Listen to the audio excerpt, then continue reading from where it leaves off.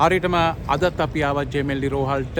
ඉතින් පාප් වහන්සේ මේ වෙන විට යම් කිසි විදිහකට සුවදායක තත්වයකට පත්ව ඇති බව තමයි රෝහල් බලධාරීන් කියන්නේ. ඒ කොහොම වුණත් පූර්ණ වශයෙන් අවදානම් තත්ත්වයෙන් පාප් වහන්සේ තවමත් මිදිලා නැහැ. ඉතින් පාප් වහන්සේ තවමත් අවදානම් තත්ත්වයෙන් මිදිලා නැති බව තමයි රෝහල් බලධාරීන් කියන්නේ. ඒ කොහොම වුණත් පාප් වහන්සේ මේ වෙන විට නියමස්සිකව ප්‍රතිකාර ලබනවා ජෙමෙල්ලි රෝහලේ. මේ කාලය පිළිබඳව අපි කතා කරනකොට ඇත්තෙන්ම පාප් වහන්සේ එක අවස්ථාවක අසාධ්‍ය තත්ත්වයෙන් සිටියා. තවත් අවස්ථාවක යම් කිසි විදිහකට සෝදායක තත්ත්වයෙන් සිටියා. තවත් අවස්ථාවක ආයිත් අසාධ්‍ය තත්ත්වයෙන් සිටියා. ඒ කොහොම වුණත් මේ වෙන විට යම් කිසි විදිහකට සුවදායක තත්ත්වයෙන් සිටින බව තමයි රෝහල් බලධාරීන් කියන්නේ.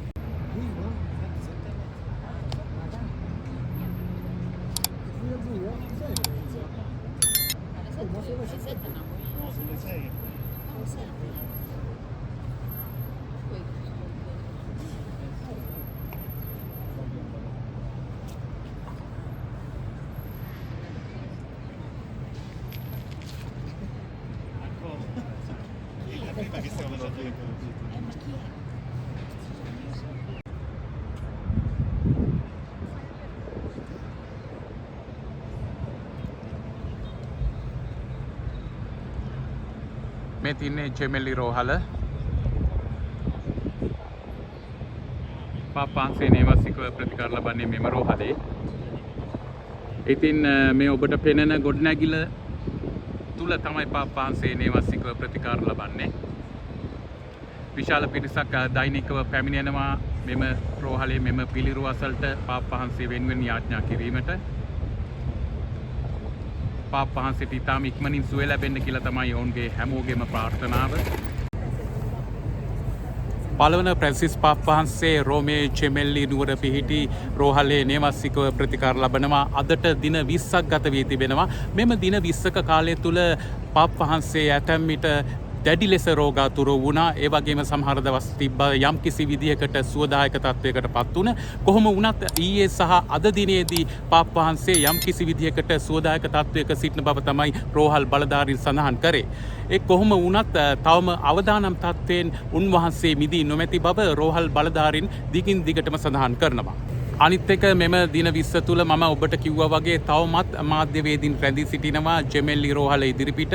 ඒ වගේම වතිකානයේ ඉදිරිපිට පාප් වහන්සේ සම්බන්ධයෙන් යම් කිසි සුබදායක පණිවිඩයක් ලැබෙනු ඇති බවට විශ්වාසය පළ කරමින්.